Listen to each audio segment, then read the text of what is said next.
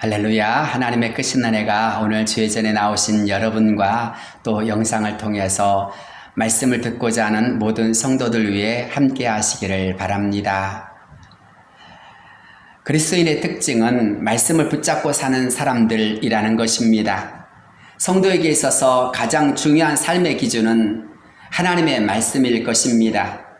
하나님의 말씀에 순종하여 행동하고 열매 맺는 삶이 곧 성도의 신앙생활의 중심이자 아울러 그것은 사명이기도 합니다.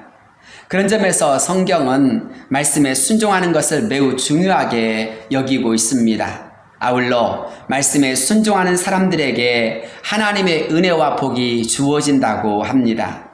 하지만 말씀을 순종할 때 늘 평안과 기쁨과 즐거움만 있을까요? 아닙니다. 말씀을 순종하며 사는 사람들에게도 때론 어려움과 고난이 있을 수 있습니다. 하지만 하나님의 말씀에 순종할 때 오히려 우리에게 더 크고 놀라운 역사가 일어납니다. 오늘 우리가 읽은 성경 말씀이 그것을 보여주고 있습니다. 오늘 성경 말씀을 통해서 다시 한번 하나님이 우리에게 주시는 하나님의 뜻을 발견했으면 좋겠습니다. 먼저 오늘 우리가 읽은 성경 말씀을 보면 무엇이 가장 중요한가를 우리에게 깨우쳐주고 있습니다. 사람은 바쁘거나 일을 할 때 때로 어렵고 혼란한 상황을 만날 때 가장 중요한 것을 놓치는 경우가 있습니다. 그러나 성경을 살펴보면 그러한 때일수록 우리를 향하여서 중요한 것을 놓쳐서는 안 된다고 깨우쳐 줍니다. 예수님을 한번 생각해 보십시오. 예수님은 정말 힘들고 어렵고 바쁘게 사역을 했습니다. 예수님은 갈릴리에서부터 시작하여서 유대, 사마리아에 이르기까지 전 지역을 돌아다니면서 열심히 복음을 전하며 또한 하나님의 역사를 이루어 나가려고 하셨습니다. 특별히 예수님께서는 기적과 표적을 행하셨습니다.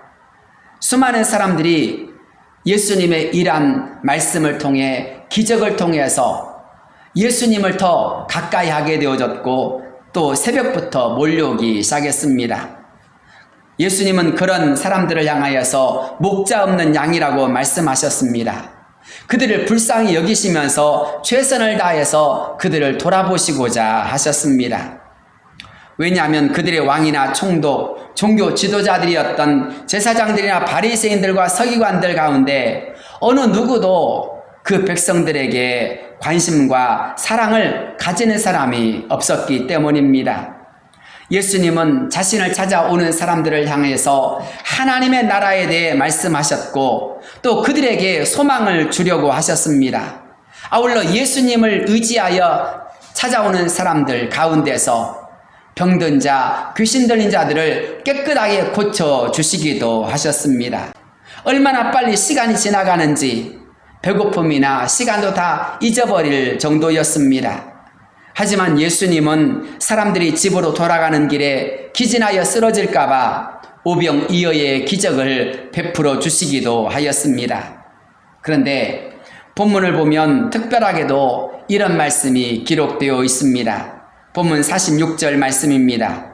무리를 작별하신 후에 기도하러 산으로 가시니라. 사람은 일을 마치면 쉬고자 합니다. 사람은 일을 마치면 집으로 돌아가고자 합니다. 그런데 예수님께서는 집이 아닌 산으로 올라가셨다고 했습니다. 여기에 예수님의 중심이 나타납니다. 예수님은 기도하러 산으로 가셨습니다. 사역하는 것 못지않게 쉬는 것보다 더 중요한 것이 바로 기도하는 것이었다라는 것입니다. 기도할 때 위로부터 오는 능력을 덧입을 수 있게 되고 사명을 온전히 감당할 수 있기 때문임을 예수님은 잘 아셨기 때문입니다. 그렇습니다. 기도는 흔들림 없이 하나님을 바라볼 수 있게 하고 온갖 마귀의 유혹과 시험을 이길 수 있도록 하며 나아가 우리로 하여금 하나님을 향하여 힘있게 전진할 수 있는 용기와 지혜를 줍니다. 그러나 기도하지 않게 되면 어떤 결과가 일어납니까?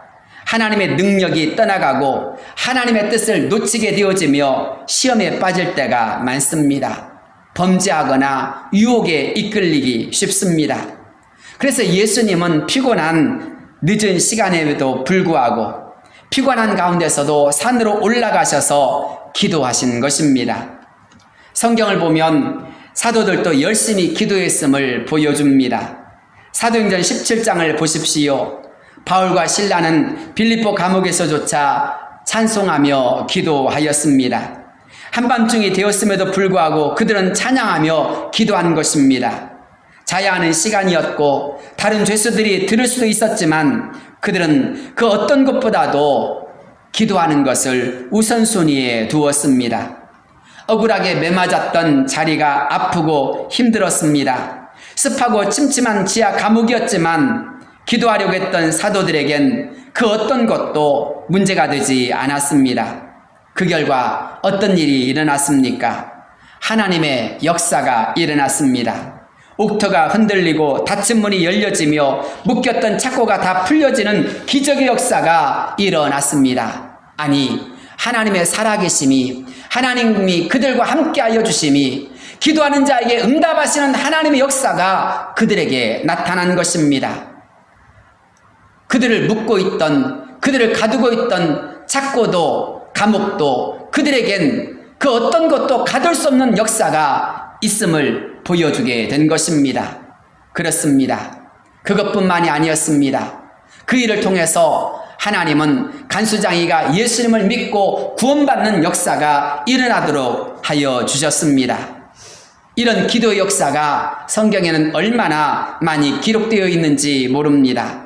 여호수아가 기도했을 때 하늘의 해가 멈추고 달이 멈춘 역사가 일어났다고 했습니다. 엘리야가 기도했을 때에는 3년 6개월 동안 오지 않았던 비가 내렸다고 하였습니다. 에스더가 기도하자 민족이 구원받는 역사가 일어났고 다니엘이 감사하며 기도하자 사자굴 속에서도 살아난 역사가 일어났다고 했습니다. 사도들이 마가의 다락방에서 기도하자 어떤 역사가 일어났습니까? 성령이 간절히 기도하던 120명의 성도들 위해 임하는 역사가 일어났다고 하였습니다. 베드로가 기도하자 죽었던 다비다가 살아난 역사가 일어나기도 하였습니다. 그렇습니다. 기도에는 분명한 능력과 역사가 일어납니다.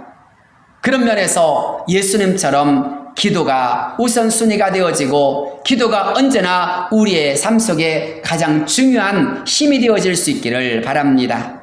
예수님을 본받아 기도하는 자리로 또 기도하는 것을 사모하는 자리로 나아가실 수 있기를 바랍니다. 기도는 하나님의 뜻을 깨닫는 시간입니다. 기도는 우리의 믿음을 하나님께 심는 시간입니다.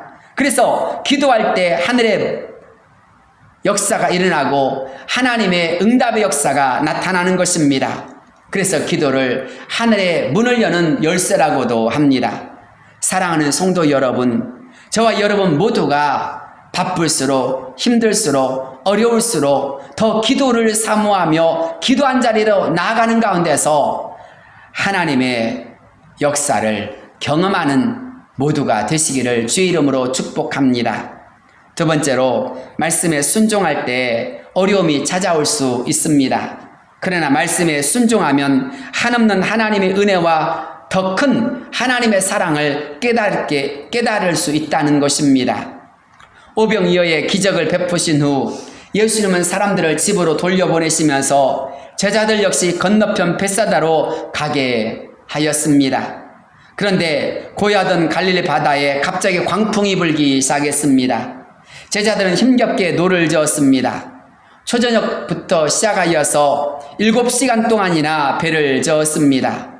밤 사경이 될 때까지 그들은 배를 젓고 또 배를 저어 나가려고 했지만 오히려 더 큰 어려움에 시달리고 있을 뿐이었습니다. 이에 대해서 요한복음 6장 18절은 큰 바람이 불어 파도가 일어나더라 라고 하였습니다. 큰 바람 때문에 배는 곧 위험에 직면하게 되었습니다. 아무리 갈릴리 바다에서 잔뼈가 굵었던 베드로나 요한이나 안드레나 이런 제자들이라 할지라도 자연 앞에서는 속수무책이었습니다. 그런데 한번 생각해 보십시오. 그들이 왜 이렇게 생고생을 하고 있습니까? 예수님의 말씀 때문입니다. 그들은 말씀에 순종하여 벳세다로 가려고 했던 것입니다. 그러다가 어려움과 곤란과 위험에 직면하게 된 것입니다. 그냥 예수님과 함께 있었더라면 괜찮았을 텐데 괜히 배를 타고 건너가라고 해서 건너갔다가 이런 어려움에 직면한 것입니다. 심히 고생하고 있는 것입니다. 그렇습니다. 말씀에 순종할 때에도 또 열심히 신앙생활 할 때에도 제자들이나 성도들에게나 우리들에게 그런 고난과 괴로움이 찾아올 수가 있습니다. 각종 시험과 풍파가 밀려올 수도 있습니다. 어떤 사람은 질병에 걸릴 수도 있고 사업의 어려움이나 자녀들 때문에 속상한 일이 일어날 수도 있습니다. 그래서 믿음이 연약한 사람들은 하나님을 원망하며 불평하기도 합니다. 하나님이 나에게 도대체 왜 이러실 수 있을까라고 낙심하는 사람들도 있습니다. 그러나 오늘 우리가 읽은 말씀을 한번 읽어보십시오. 오히려 더 놀라운 하나님의 위로와 소망을 주는 말씀이 있습니다. 다 같이 47절로부터 48절까지의 말씀을 읽어보겠습니다. 저물매 배는 바다 가운데 있고 예수께서는 홀로 무태 계시다가 바람이 거스름으로 제자들이 힘겹게 노젓는 것을 보시고 밤 사경쯤에 바다 위로 걸어서 그들에게 오사. 예수님께서 힘겹게 노젓는 제자들을 보셨다고 했습니다. 그리고 바다 위로 직접 걸어 오셨다고 했습니다. 그렇습니다. 예수님은 악천후 가운데서도 말씀에 순종하여 벳세다로 가려고 노력하는 그 제자들을 보셨습니다. 하지만 제자들이 너무나 힘들고 고통스러워하자 예수님은 가만히 계시지 않았습니다. 곧바로 제자들에게 다가오셨다고 했습니다. 제자들을 돕기 위해서입니다. 그들을 위험으로부터 건져주시기 위해서 빠르게 다가오신 것입니다. 오죽했으면 얼마나 급했으면 바다 위로 걸어오셨을까요? 여기에 주님의 마음이 있습니다. 여기에 주님의 중심이 있습니다. 주님은 서둘러서 제자들에게 오셨습니다. 무엇 때문일까요? 제자들을 사랑하시기 때문인 것입니다. 그렇습니다. 저와 여러분이 인생의 풍랑을 만났을 때, 그래서 고난과 위험한 순간에 직면했을 때 우리가 잊지 말아야 할, 그리고 깨달아야 할 중요한 사실이 있습니다. 그것은 나 혼자가 아니다라는 것입니다. 우리를 위해 기도하고 계시는 분, 우리를 눈동자처럼 살피시고 지켜보고 계시는 분이 있다는 사실을 주목해야 합니다. 그리고 그분이 우리를 사랑하신다는 것입니다. 그분은 바로 우리의 구주, 우리의 주님이십니다. 주님은 언제나 우리와 함께 하시며 우리를 고아나 과부와 같이 버려두지 아니하시고 세상 끝날까지 함께 해주시는 분이십니다. 마태복음 28장 19절입니다. 너희는 가서 모든 민족을 제자로 삼아 아버지와 아들과 성령의 이름으로 세례를 베풀고 내가 너희에게 분부한 모든 것을 가르쳐 지키게 하라. 볼지어다 내가 세상 끝날까지 너희와 항상 함께 있으리라 하시니라. 아멘. 그렇습니다. 주님은 말씀하십니다. 내가 세상 끝날까지 너희와 항상 함께하여 주시겠다라고 말씀하십니다. 왜 그렇습니까? 우리를 사랑하시기 때문입니다. 우리를 사랑하시기 때문에 우리와 함께 해주시고 세상 끝날까지 우리와 함께 해주시겠다고 약속하고 있는 것입니다. 그렇기 때문에 말씀에 순종하여 가는 사람들은 흔들리거나 낙심하거나 원망하지 말아야 합니다. 어떤 어려움이라 할지라도, 어떤 어려운 일이라 할지라도 나와 함께 하시는 하나님, 나를 사랑하신 주님을 믿고 달려갈 수 있는 자가 되어야 합니다.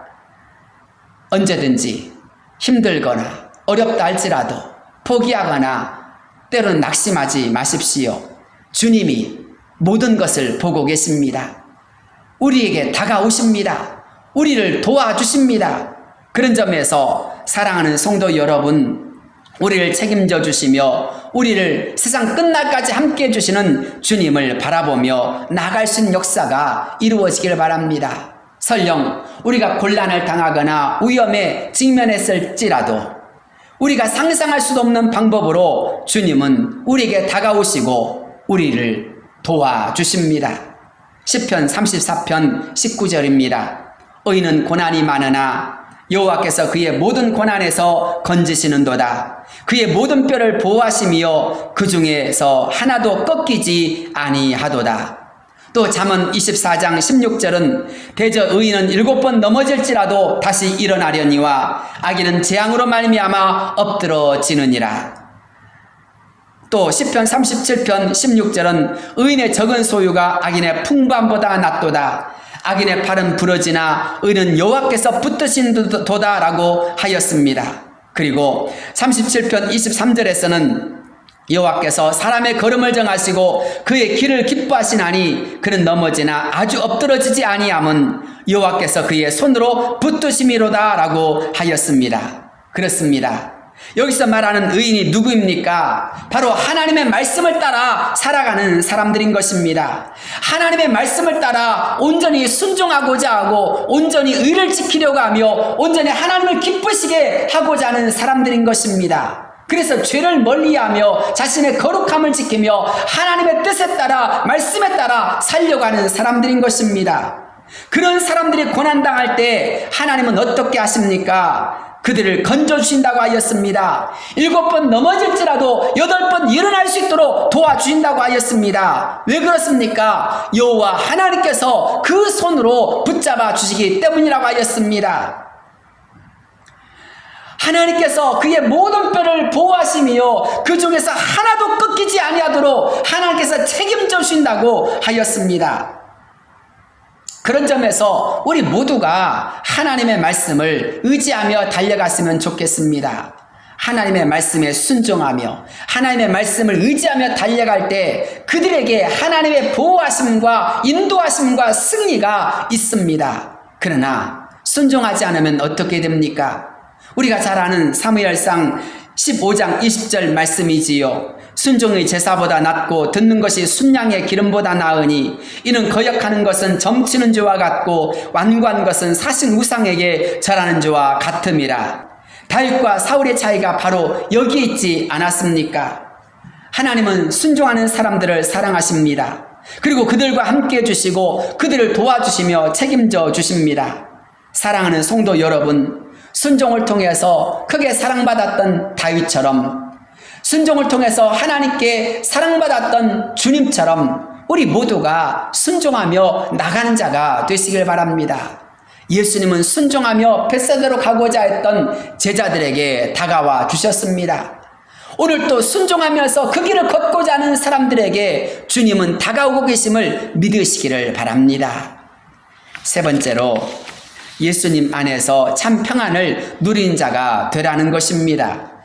우리는 본문의 말씀에서 예수님이 오시자 곧 모든 문제가 해결되어 버렸음을 보게 됩니다. 그렇게 심각한 문제가, 그래서 제자들의 목숨을 위협했던 일들이 예수님이 오시자 순식간에 해결되고 평안해졌다는 것입니다. 본문을 주목해 보십시오. 예수님께서 위태로운 상황에 빠진 제자들을 보시자 즉시 바다 위로 걸어오셨습니다. 그때 제자들은 너무나 놀란 나머지 당황하여 이렇게 말했습니다. 유령이다 라고 외쳤습니다. 한마디로 귀신이다 라고 하면서 벌벌 떤 것입니다. 그러나 그때 주님께서 뭐라고 말씀하셨습니까? 안심하라, 너희 두려워 말라고 하셨습니다. 말씀을 다시 한번 읽어보겠습니다. 50절로부터 51절 말씀입니다. 그들이 다 예수를 보고 놀람이라. 이에 예수께서 곧 그들에게 말씀하여 이르시되 안심하라, 너희 두려워하지 말라 하시고 배에 올라 그들에게 가시니 바람이 그치는지라. 제자들이 마음에 심히 놀라니 예수님이 배에 오르자마자 바람이 그쳤다고 했습니다. 밤새도록 제자들 곤란케 했던 광풍이 순식간에 그쳐버린 것입니다. 예수님이 배에 타자마자 그렇게 거세었던 바람이 멈추고 배는 곧 평안해진 것입니다. 어떻게 이런 일이 가능합니까? 예수님의 능력과 말씀 때문입니다. 안심하라, 너희 두려워 말라 라고 말씀하신 예수님 때문입니다. 능력의 주님이 이렇게 말씀하셨을 때는 책임지시겠다라는 것입니다. 이렇게 말씀하실 때는 내가 곧 해결해 주시겠다라고 하시는 것입니다. 그러니 바람과 파도가 잠잠해지는 것은 아주 당연한 것입니다. 주님이 오시면 우리를 힘들게 하고 곤혹스럽게 하며 곤란케 하는 모든 풍랑도 잠잠해지고 그 평안해지게 마련인 것입니다. 사랑하는 성도 여러분, 이것을 여러분은 믿으십니까?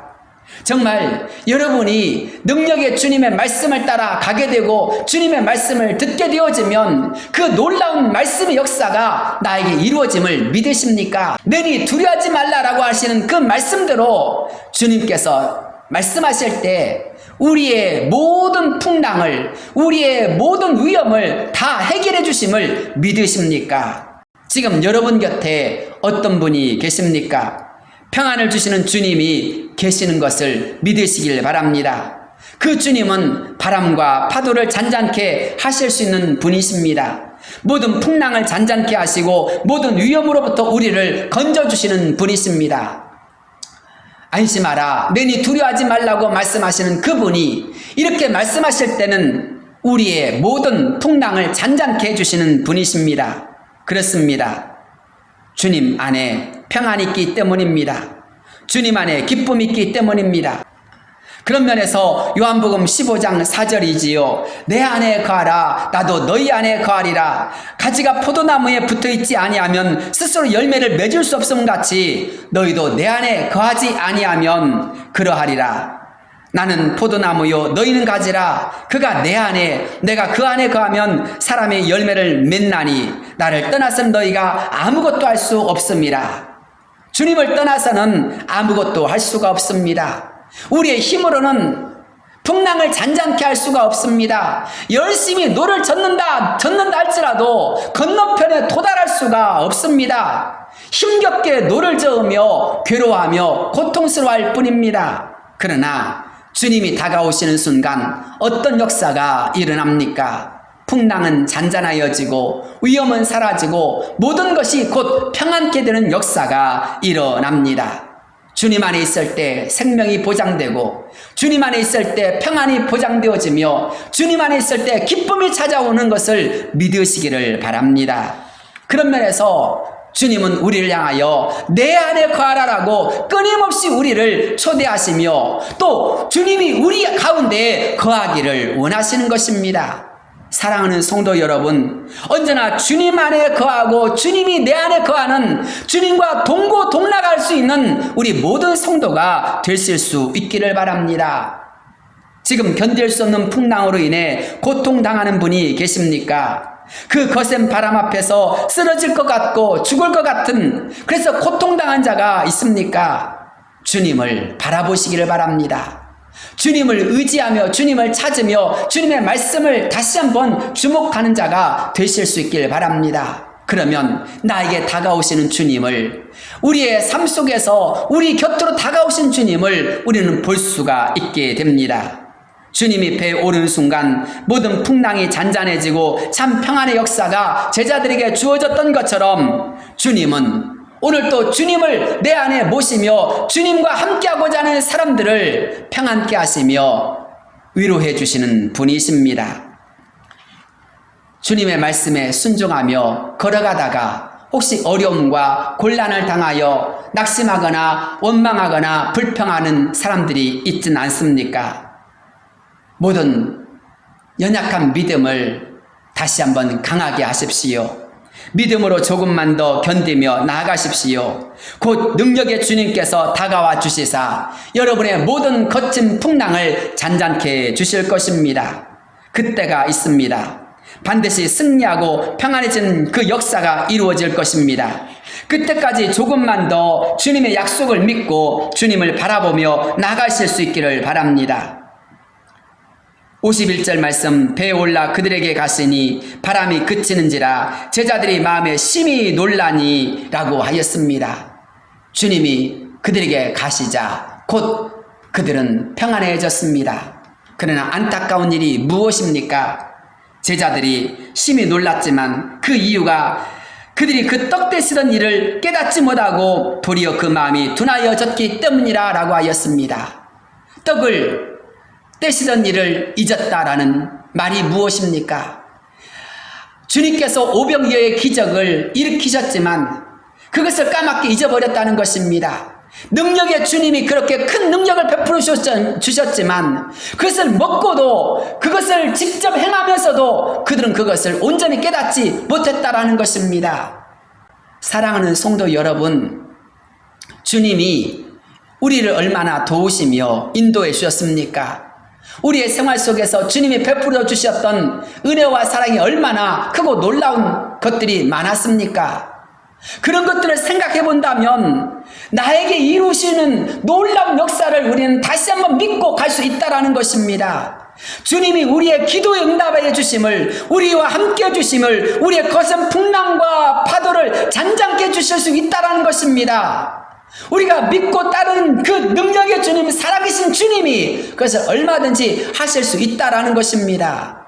그 믿음으로 나가면 우리의 삶 속에는 더 큰 은혜와 감사가 넘쳐나게 된 것입니다. 그런 점에서 우리에게 역사하시는 능력의 주님을 다시 한번 깨닫고 나가실 수 있기를 바랍니다. 믿음을 다시 한번 일깨우며 하나님 앞에 영광 돌릴 수 있는 우리 모든 성도들이 되시기를 바랍니다.